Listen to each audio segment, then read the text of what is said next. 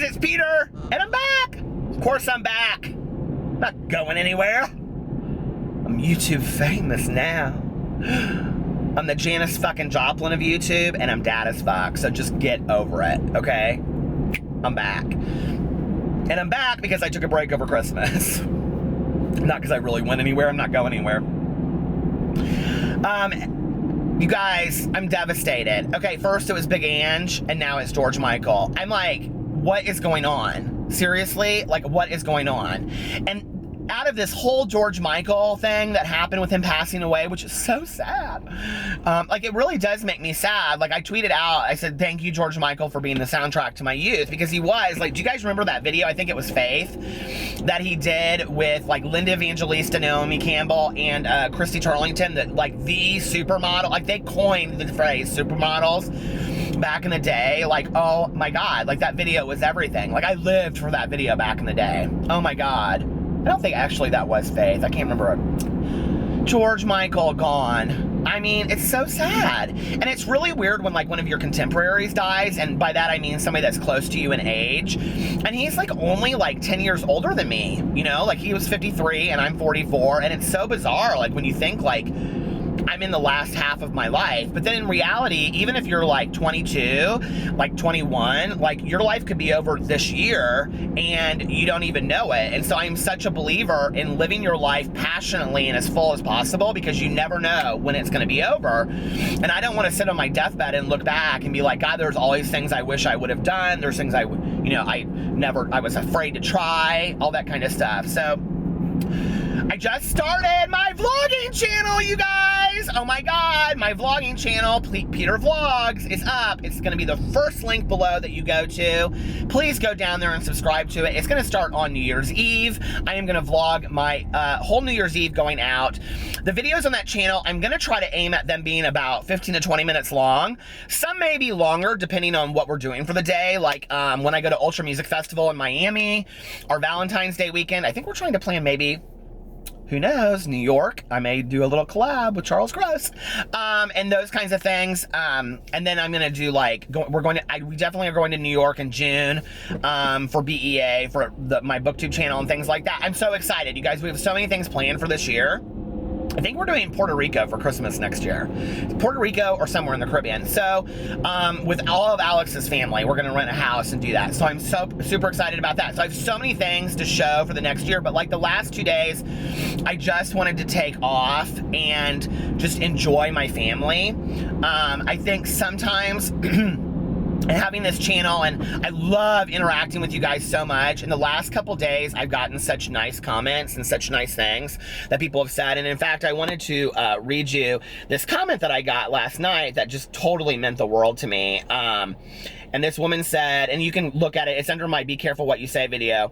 I watched all the videos of people talking crap about you and had my opinion made up about you. After reflecting, I went back to your videos and knew immediately that the things they were saying about you cannot be true, and my preconceived ideas were wrong.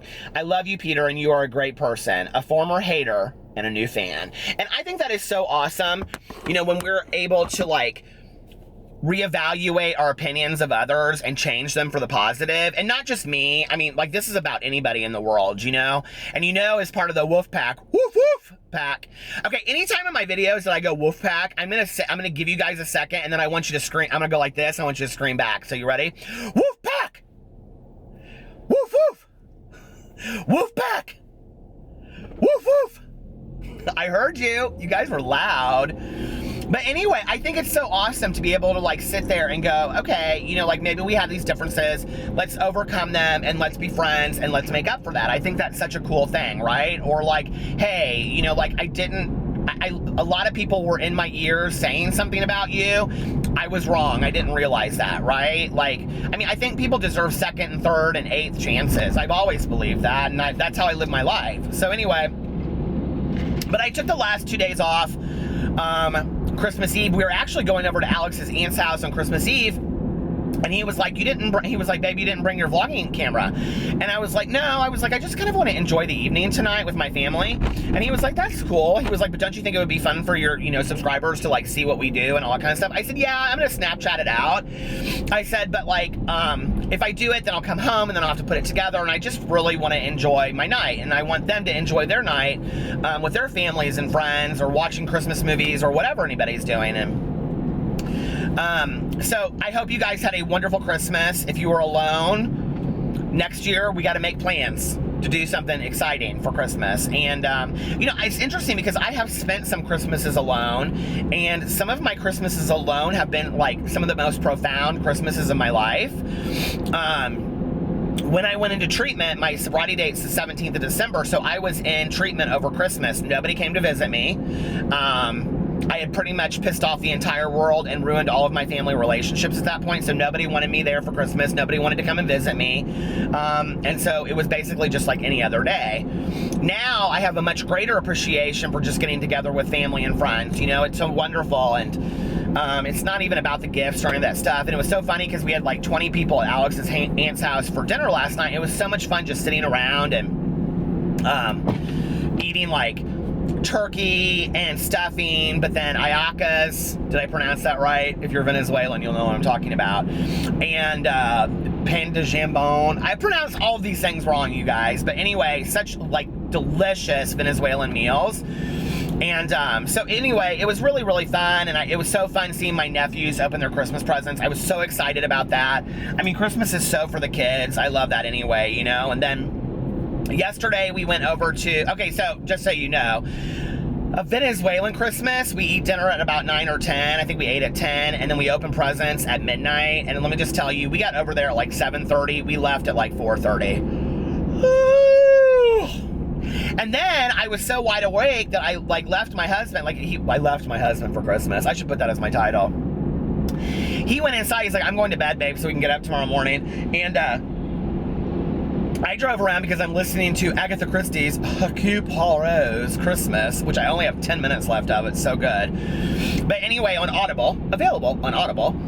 This is not sponsored by Audible. I wish it was. But anyway, so I drove around for like an hour listening to that, and I finally went to bed at like 5:30 in the morning. And the next day we were supposed to be at my cousin's house at 3 o'clock, and no shit, I mean, we can sleep in for days. We woke up at 3:10. I go, oh my God. So I called my cousin. She's like, just get here when you get here. And we went over to my aunt's house, or my cousin's house. We had a great time there. Then we went over to Alex's mom's. It just was such a great day. It was like just such a low-key, wonderful holiday. And I love that so much. And on Christmas Eve, while everybody else was talking about stuff that I really didn't understand because I still don't know Spanish. My goal of 2017 is to learn Spanish enough that I can sit and have a conversation with my own family, which they speak English too, but when they're all together, they speak Spanish. I sat in the other room and I watched, they had Die Hard 1, Die Hard 2, and Die Hard 3 back to back. And those are three of my favorite Christmas movies of all time. Oh, by the way, if you're just getting to this video now, and public service announcement, this is a car vlog. Somebody said, they were like, "What? Your thumbnails are deceiving. You should let us know it's a car vlog." Like, so you clicked on it, you saw it within the first 2 seconds that it was a car vlog. I'm sorry I caused you such an inconvenience. 99% of my videos are car vlogs at this point. But I will tell you this. So starting in 2017, because my other channel is going to be mostly just vlogging my life, but it won't be a lot of car vlogs. My car vlogs are going to stay on this channel, as will my sit-down videos. And I'm thinking about having a little bit more of a schedule on this channel. So my videos will mostly be sit-down videos on this channel, okay? I know people love the car vlogs. I'll probably do them 2 to 3 times a week in addition to whatever my sit-down videos are, if that makes sense. So I got some funny stuff planned for next year. Cannot wait for 2017. We only have a week, less than a week left of 2016. Isn't that weird? I can remember being in elementary school and writing 1980. I would have been 8 years old, so that would have been like 1st or 2nd grade. I can remember writing 1980 on my paper. I don't know why I can see it in my head when I close my eyes. In one of those big you remember those thick pencils that were like this big? Those thick pencils, like not joke pencils, but they really were. They really were that thick. And then they had like the end was like, and you like it just would smudge everywhere. And that paper, like, it would be like this, and then it would have a dotted line in the middle, and you were supposed to write cursive. Do we teach cursive in school anymore? I think I read an article that cursive is out. There'll be so many elementary school teachers that watch my videos that they'll say, we don't teach cursive in school anymore. Why not? Why do I have to go through that shit? I never write in cursive. I always write in print. Anyway, big print. Why did I have to learn cursive? I'm so pissed about that. That is so unfair. Life is so fucking unfair. I'm telling you right now. Life is so unfair that I had to learn cursive, and these kids today can get away with not having to learn cursive. If that's the worst thing you have to complain about, you know, with orphan children in Africa to AIDS and people that don't have clean water to drink. I mean, that is the one thing I think about on a daily basis, honestly, is I am so thankful for clean water. I really am. You know, when you like look at all of these nonprofit organizations, like I think like Bono from U2 started one, is it called Monn, about like clean water for everybody in the world. I mean, can you imagine that? Like, that we live in, if you're watching my videos, chances are you live in a world where you have clean water, okay? Or you wouldn't be on YouTube watching some ridiculous fool drive around in a car vlog. But the idea that we have clean water always, and there are people that like don't have clean water, like that breaks my heart, you know? And I live in Indianapolis, where there's Riley's Children's Hospital, and it's one of the biggest children's hospitals in the country. And you know, I always think to myself, because sometimes I drive around downtown, I always think to myself, you know, like tonight there's a child fighting for his life, and he did absolutely nothing to deserve that, or she did absolutely nothing to deserve that. You know, it's just how the world works. And so, I mean, it teaches me to be a little bit kinder, a little bit more grateful for what I have. For years and years and years, I've kept a gratitude list that I add to, and I carry it with me at all times. Mine's now on my phone, but it's things that I would lose in my life if I didn't, you know, like, if I wasn't sober, if I wasn't like a nice person. There are things that I would lose, and it's everything on there, from my relationship with my husband, to my family, to my dogs, to my home, to eating a meal every day, to clean water. It's all things, you know, on a daily basis. And every day I do 10 things. You hear my windshield wipers? That's not something I'm grateful for, but I am grateful for a little bit of my windshield wipers. But every day I write down things that I'm grateful for, okay? And I have a lot of my clients do this too.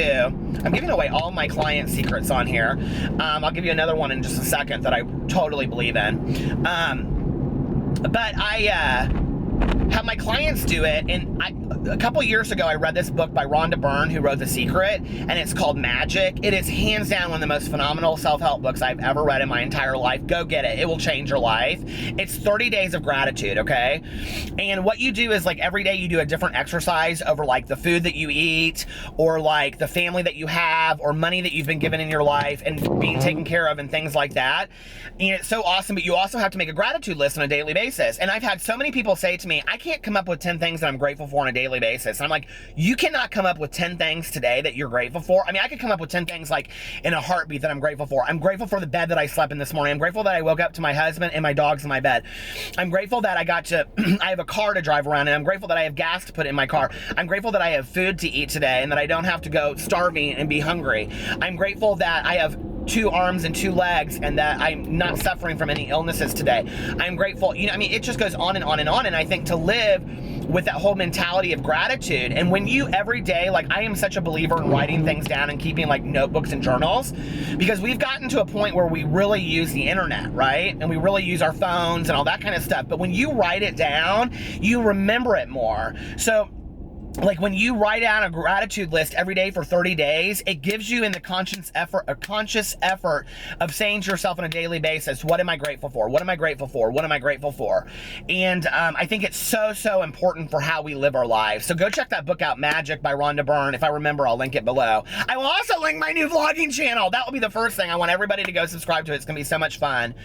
I give 2 assignments out to a lot of my clients, and one of them is I have them make a soundtrack for their life. And so what I have them do is I make them like look at their life and kind of like, if you were listening to a soundtrack as if their life was a movie, I have them make a soundtrack of songs. Like, what songs would apply to certain, like your wedding, or like a funeral, or like a life crisis, or a major like change that you had, or graduating from high school, or whatever. And then I have them put a soundtrack around that, right?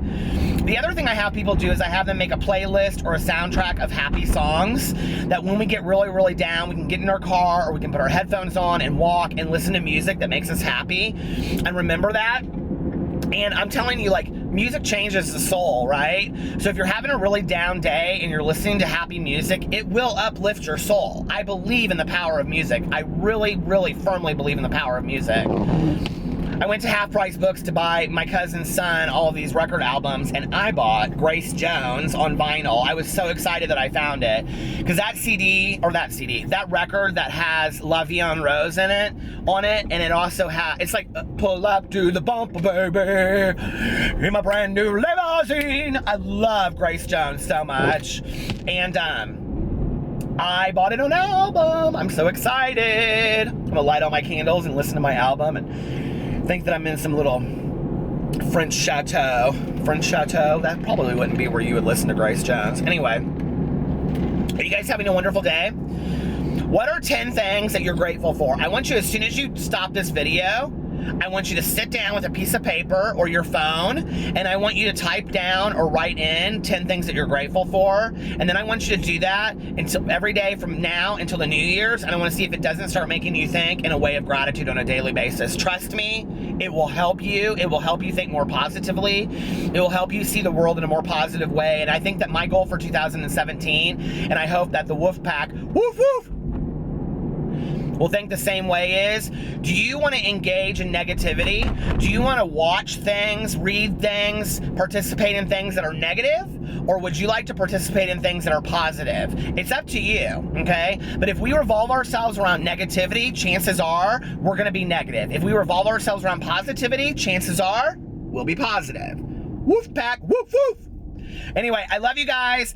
Follow me on all my social media. You know I'm super active, and I'm like waiting for this car to go. I'm super active, and yeah, subscribe to all of my channels. They're listed below. Why not? I love you guys. I'll talk to you later. Bye.